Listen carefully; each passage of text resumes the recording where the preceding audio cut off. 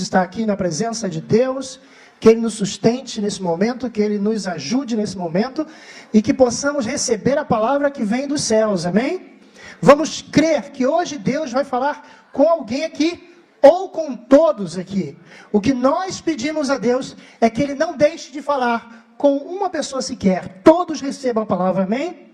Amados, mais uma vez, estamos aqui com o intuito e o objetivo de trazer um texto bíblico. E eu gostaria que os irmãos abrissem em Lucas, capítulo 10, versículo 25 até o 37. A gente vai fazer uma leitura.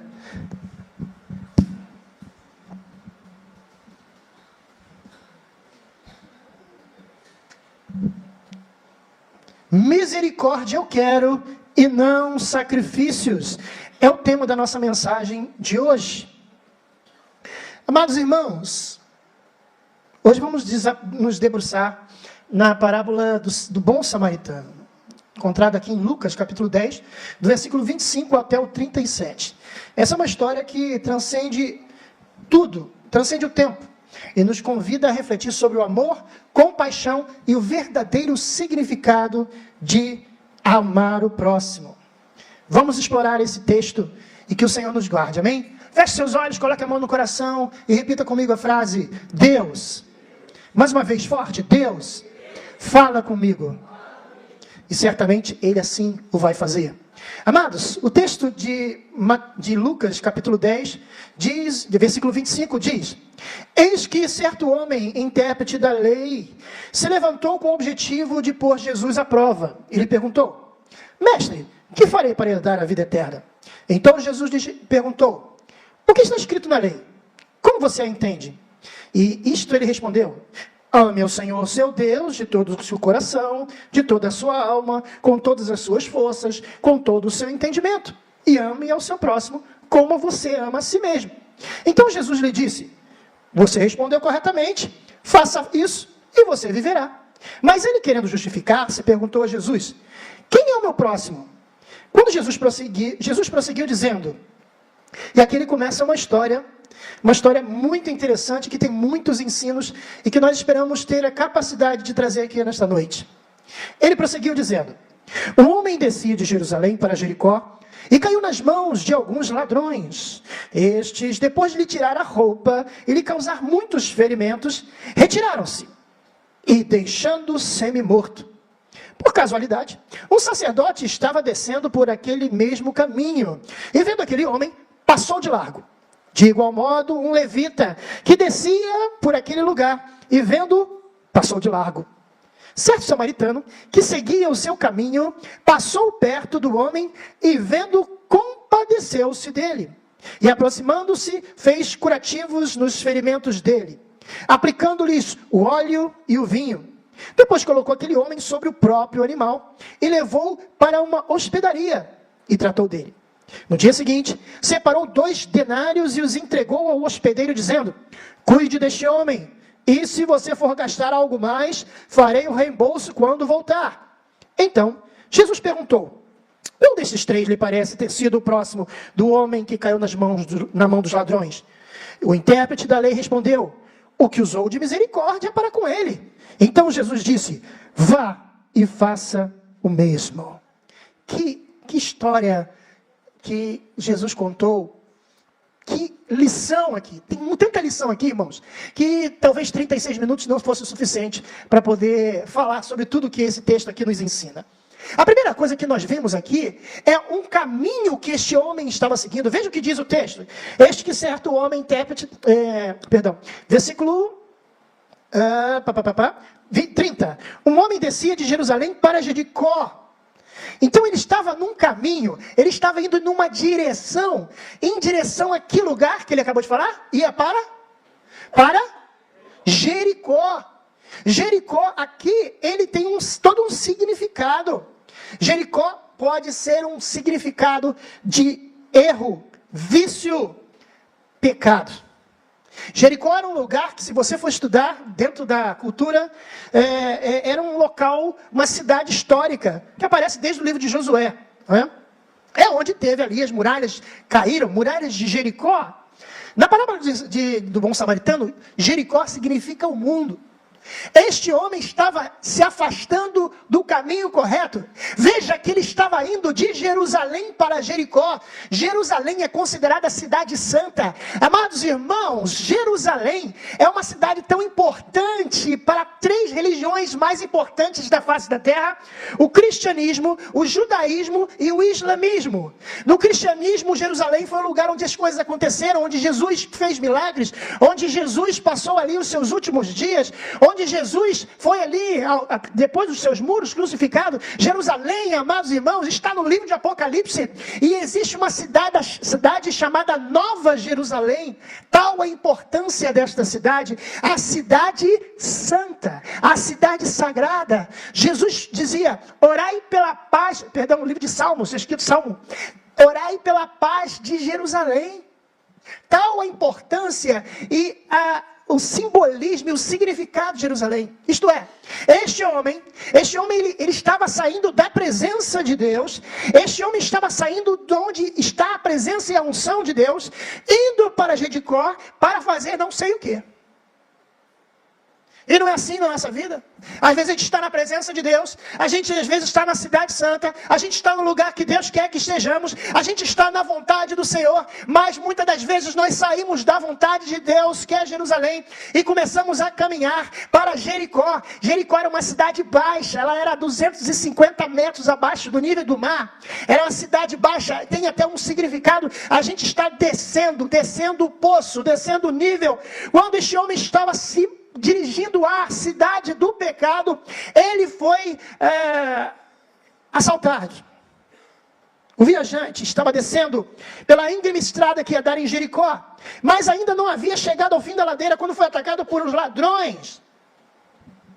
No Novo Testamento, o Monte das Tentações, amados, foi em Jericó, onde Jesus foi tentado pelo diabo. Olha o significado de Jericó: tentação, pecado, afastamento da vontade de Deus. Todos nós, uma vez na nossa vida, nos afastamos de Deus, e às vezes uma vez no dia nos afastamos de Deus, quando não falamos da palavra de Deus, quando não admitimos que somos cristãos, quando não mostramos a nossa Bíblia, embrulhamos nossa Bíblia num papel de presente. Não sei se hoje em dia se faz mais isso, mas antigamente, quando eu sou crente bem velho, então antigamente o cara, quando não queria mostrar que era crente, ele embrulhava no papel de presente, botava debaixo do braço, e aí ele disfarçava que era crente. Mas eu não sei como a pessoa se afasta de Deus, mas quando a pessoa se afasta de Deus, a Bíblia diz que o ladrão veio senão para roubar, matar e destruir, mas eu vim para trazer vida e vida em abundância. O ladrão veio para roubar, matar e destruir, e assim aconteceu nesta parábola que Jesus está contando aqui. Versículo 30 ainda diz: e ele caiu nas mãos de alguns ladrões. Estes, depois de lhe tirar a roupa, lhe causar muitos ferimentos, retiraram-se, deixando semi-morto. Amado irmão, eu quero dizer para você nesta noite: você pode ter sido atingido por Satanás. Satanás pode ter tirado a tua roupa, a tua vergonha, isto é, aquela roupa que te protege do calor, do frio, e que tapa o que a Bíblia diz das suas vergonhas. Mas eu quero dizer a você que ele não vai te deixar morto, ele pode te deixar semi-morto, mas Deus tem um plano para você e Ele vai te restaurar da morte. Veja aqui, meus amados irmãos, ele deixou o semi-morto, sem as suas roupas, sem os seus bens. Diz aqui o texto: depois de tirar a roupa e causar ferimentos, muitos de nós nos afastamos da vontade e do desejo de Deus. Saímos de Jericó, saímos da Terra Santa, saímos de Jerusalém, saímos da Terra Santa e vamos para Jericó. Somos feridos por Satanás. E aqui, meus amados irmãos, os ladrões têm um significado. Ele pode ser Satanás, mas ele pode ser também falsos mestres, pode ser falsos ensinos que te roubam sua mente. Amados irmãos, o que tem mais na internet é falsos ensinos. Tem um agora que estava vendendo asa, pena da asa do anjo, amados. Eu tenho aqui a pena do anjo Azazel, alguma coisa assim, anjo que nem está na Bíblia, amados irmãos. Irmãos, a gente às vezes é assaltado por isso. Eu lembro de um irmão, que era até da Nova Vida, lá da usina, a gente tocava junto, o Reginaldo, ele hoje está lá em Botafogo, Nova Vida do Botafogo, se não me engano, é músico lá. E eu lembro que ele começou a ver, desculpa Reginaldo, tem que contar essa história aqui, mas olha, ele começou a ver, assistir uns vídeos aí de um maluquete aí, e aí o que aconteceu era na época do CD, eram 5 CDs que a pessoa tinha que assistir, aí ele assistiu uns CDs, amados irmãos, ele teve uma síndrome de pânico, meus amados irmãos. Ele não queria mais sair de casa, amados irmãos. Existem ensinos que te machucam, que te ferem, que não estão baseados na palavra de Deus. Foge disso, irmãos, porque esse é um tipo de salteador que quer roubar a tua bênção. Ele tira a sua roupa, ele te deixa ferido, amado. Mas Jesus quer colocar você com vestes novas. A Bíblia diz que Ele vai nos vestir de vestes novas. Ladrões representam o diabo, o grande adversário de nossas almas. Ele nos ataca, buscando tirar-nos do caminho. Eles vêm com suas forças, os maus espíritos, e tentam impedir de você chegar à vida eterna, de se aproximar de Deus. O inimigo, ele quer que você se afaste de Jerusalém, mas em nome de Jesus, esta noite aqui, você que está assistindo em casa, você que está talvez no caminho machucado, ferido, eu quero dizer que existe alguém que vai te resgatar. E aqui nós temos outro personagem, meus amados irmãos, o viajante. A Bíblia diz aqui o versículo 31, ainda não vamos falar do viajante, mas versículo 31. Por casualidade, o sacerdote estava descendo por aquele mesmo caminho, vendo aquele homem, passou de largo. Eu, hein, mendigo aí. Ih, está todo sujo, cheio de sangue, que nojo. Estou indo para pregar o evangelho. Eu não vou perder meu tempo. Eu não vou perder o meu tempo com este homem. A Bíblia diz que ele passou de largo. Amados irmãos, às vezes você espera receber uma consolação de um pastor, de um líder, de um pregador, de um crente, de um irmão em Cristo, e ele passa de largo. Ele não olha, porque já não tem mais o olhar de misericórdia. Nossa oração nesta noite é que possamos ser homens e mulheres que tenhamos um olhar de misericórdia. Este homem era um sacerdote, irmãos. Ele tinha a obrigação de ouvir, de servir. Um dia desses eu estava aqui, tomando um café, e aí uma irmã veio conversar comigo, e eu fui e dei atenção a essa irmã, irmãos. Eu não sei se alguém já deu atenção à irmã, mas a gente deve às vezes parar para ouvir. Eu até já preguei sobre isso aqui, parar para ouvir a necessidade do irmão, e às vezes a gente passa de largo. Não, porque só domingo que vem, vou marcar comigo um bate-papo. Eu não tenho gabinete, marca um banquinho comigo, que você não está no banco, vou conversar com você. Meus amados irmãos, ela precisava de ouvir, ela precisava de uma explicação, ela precisava de um ensino. E eu falei, minha irmã, ela falou, você chegou para mim, me abraçou e disse que Deus está comigo. E aquilo, às vezes a gente fala uma coisa, meu irmão, a gente não tem noção do que às vezes a gente fala para o irmão aqui quando a gente vem nesse momento de comunhão. Às vezes as pessoas acham que esse momento de comunhão é apenas uma liturgia da igreja, né? A igreja, ela tem aquela montagem do culto assim. Não, meus amados irmãos, quando você sai do seu lugar e quando você abraça o seu irmão, quando você diz, você é uma bênção na minha vida, você pode estar transformando a vida apenas com essa frase. Eu apenas cheguei para a irmã e falei, Deus te abençoe, meu irmão, Deus está com a irmã. Ela ficou impactada e veio me procurar para conversar comigo. E ali foram 20 minutos, seria mais se eu tivesse que cortar.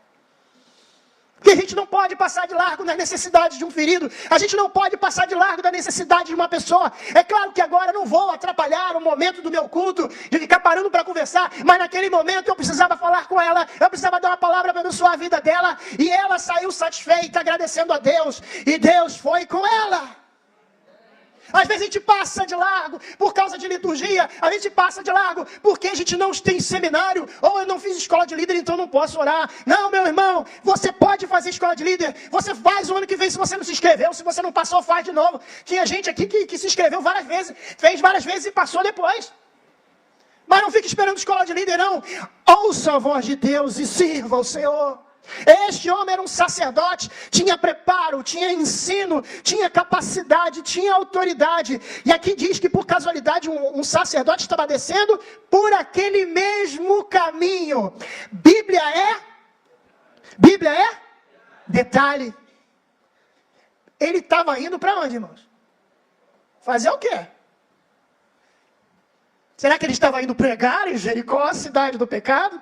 Será que ele estava indo para Jericó, a cidade da tentação? Eu não sei, meu amado irmão, mas aquele homem aparentemente, e ele deu tudo a entender, que ele estava fora da vontade de Deus. Ele devia estar em Jerusalém, que é a vontade de Deus, e ele estava indo pelo mesmo caminho desse homem. Então é realmente impossível de que ele parasse para ouvir, porque ele estava indo na mesma direção do homem pecador. Este sacerdote também estava para aprontar. E o texto continua. O interessante é que ele diz por casualidade. Interessante. De igual modo, um levita descia por aquele lugar. Amados, o levita ele tinha funções importantes no templo, era o servidor do templo. Eles tinham algumas características e algumas funções no templo. Alguns faziam parte do coral, alguns faziam parte da limpeza, alguns faziam parte da organização do templo. Mas os levitas, que eram da tribo de Levi, eram pessoas separadas por Deus, uma função importantíssima na casa de Deus. A Bíblia diz que do mesmo modo, ele estava indo para Jericó. E aqui às vezes a pessoa fala levita, é o pessoal do louvor. Amados, levita não existe mais, a não ser que é levita, né? Levita, assim, a pessoa levanta assim. Levita não existe mais, no sentido literal. Levita não é o músico daqui da igreja, são os cantores, são os músicos, são os adoradores do Senhor. E às vezes a pessoa fala, é o levita. Não, levita não. Este homem era levita, da tribo de Levi. E a Bíblia diz que de igual modo, um levita descia por aquele lugar e vendo, passou de largo. Ninguém estava dando atenção àquele homem que precisava de uma atenção, aquele homem que precisava de cuidados médicos, aquele homem que precisava de um cuidado para que ele pudesse retornar à sua vida e mudar de direção. Amados irmãos, às vezes muitas pessoas que a gente espera receber apoio é onde a gente não recebe. Sobre alguns projetos que eu tinha no meu coração, que Deus tinha colocado no meu coração, e eu via que as pessoas não apoiavam. Eu falei, será que eu estou fora da direção de Deus? Será que esse projeto é um projeto da minha carne? Sou eu que estou errado? Sou eu que estou em pecado? E as pessoas que não estão me ajudando é que estão erradas. Eu ficava naquele pensamento, e Deus foi fiel, Deus me ajudou, e eu consegui colocar aquele projeto para frente. Às vezes nós achamos que os nossos parentes, nossos amigos vão nos ajudar. Mas sabe quem vai te ajudar, meus irmãos? O nosso Senhor e Salvador Jesus Cristo. Ele estende a mão e nos ajuda. E tinha um sacerdote e um levita. E aí, era importante saber que havia, no versículo 33... diz, certo samaritano que seguia o seu caminho, passou perto do homem e vendo, compadeceu-se dele, teve um sentimento de amor. Esse forasteiro, meus amados irmãos, ele não tinha obrigação de fazer algo por aquele homem, teoricamente, porque ele não era levita, ele não era sacerdote, ele não era crente, ele não era servo de Deus. Então não dá para esperar nada de quem, teoricamente, teria que fazer. Este homem que ninguém esperava nada por ele, este estrangeiro que não era nem judeu, a Bíblia diz que ele era samaritano, não é? Segundo aqui, ele seguia o seu caminho, passou perto do homem e vendo, compadeceu dele. E a primeira coisa que ele fez, meus amados irmãos, aproximou-se dele. Ele já chegou perto, coisa que o sacerdote não fez, coisa que o levita não fez. A Bíblia diz que o levita e o sacerdote passaram de largo, amados irmãos.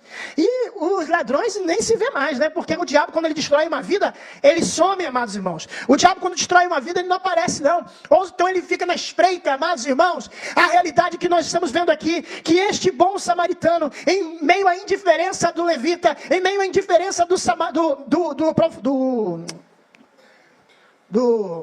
sacerdote, ele parou. E ele representa Jesus Cristo, Filho de Deus, amado, que é para o ser humano um forasteiro, porque ele veio aqui nessa terra de uma forma milagrosa, não como cada um de nós viemos, mas ele veio do Espírito Santo, ele foi formado do Espírito Santo em Maria, e ele nasceu, se tornou um homem de Deus, e aqui estava contando uma história para estes homens que ali estavam, e a Bíblia diz aqui, que este homem aproximou, fez curativos nos ferimentos dele, dele. Amados irmãos, Jesus quer restaurar a sua saúde. Jesus quer restaurar acima da sua saúde física, a sua saúde espiritual. Ele quer levantar você. Ele não quer que você fique aí, vou usar uma palavra de antiga, tá, gente, jovens? Fique aí borocochô, fique aí surumbático, fique aí para baixo. Jesus Cristo veio curar as suas feridas.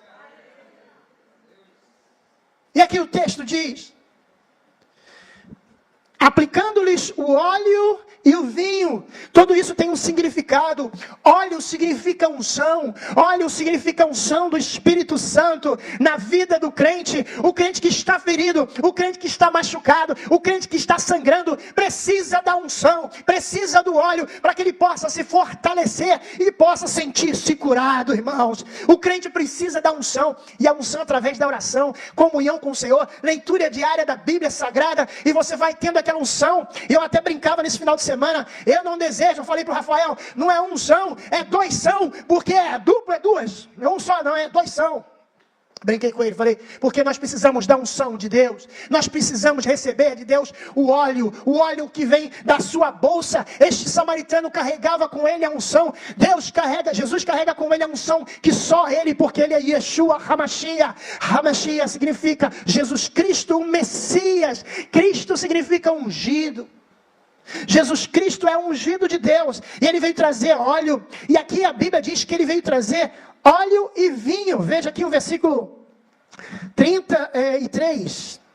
Aproximando, fez curativos nos ferimentos dele, aplicando-lhes óleo e vinho. O vinho, meus amados irmãos, simboliza na Bíblia Sagrada alegria.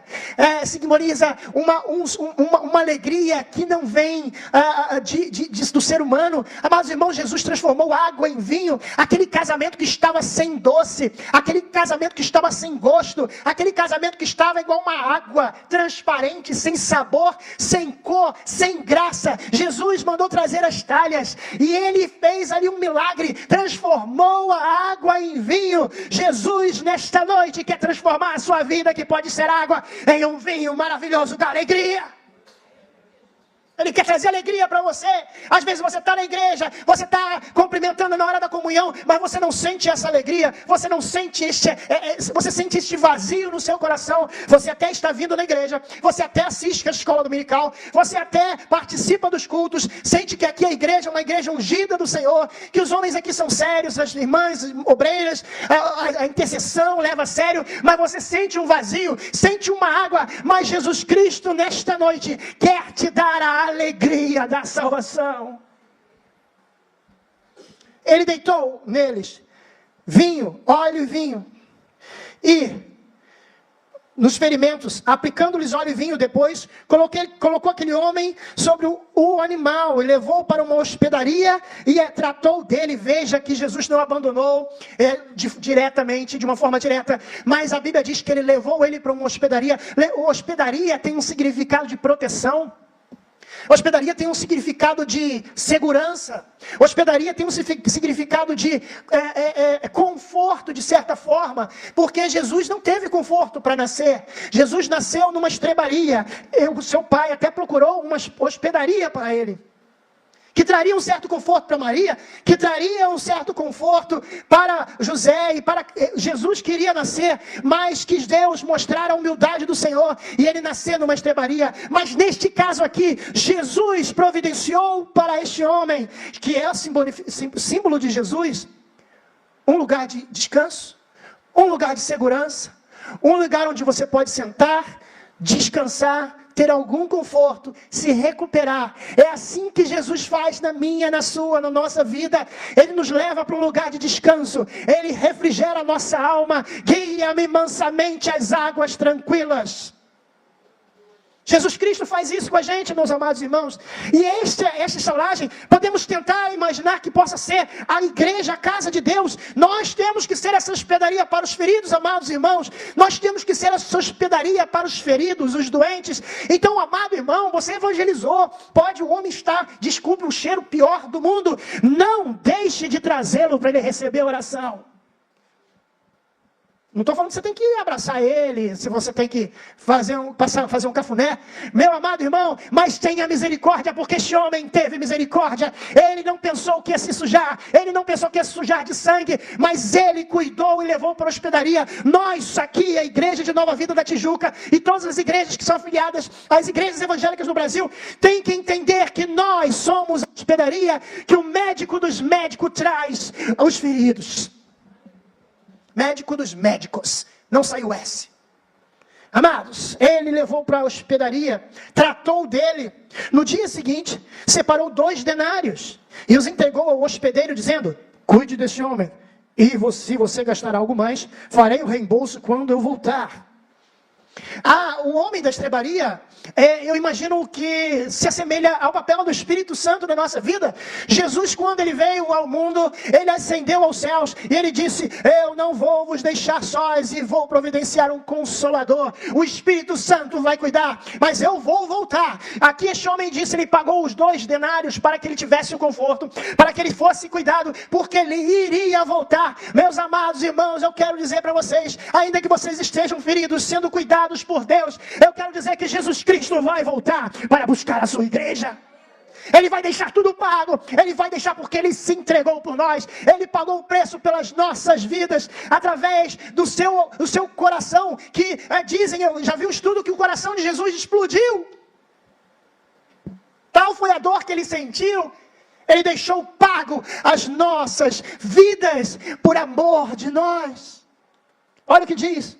E ele entregou ao hospedeiro: cuide desse homem, se você gastar algo mais, farei o reembolso se eu voltar, ou quando eu voltar. Amados irmãos, Jesus disse que nós faríamos coisas maiores que ele fez, não porque somos superiores a ele, mas porque ele deixou para mim, deixou para você 2 moedas, meus amados irmãos. Ele deixou vinho, ele deixou azeite, ele deixou unção, ele deixou alegria, ele deixou a gente preparado para ser curado e transformado.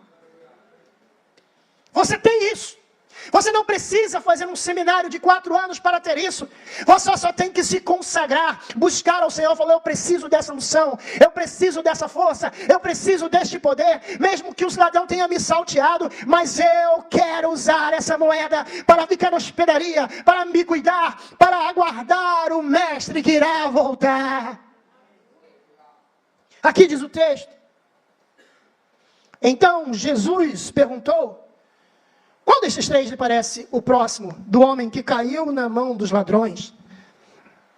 Eu pergunto a você, quem é o próximo? Quem a gente tem que ter preocupação?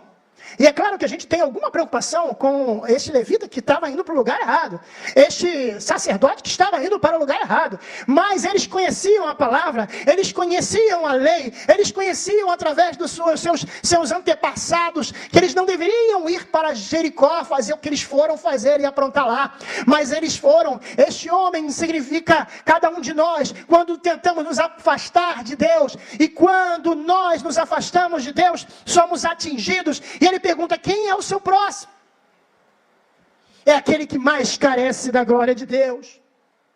Então não podemos passar ao largo quando vemos uma necessidade. Não podemos passar ao largo quando alguém pedir ajuda. Não podemos passar ao largo quando alguém precisar de eu quero apenas ser ouvido. E você senta e ouça. Não importa o tempo que leve. Ouça essa pessoa, ore por ela, dê vinho para ela, dê óleo para ela, porque você tem óleo.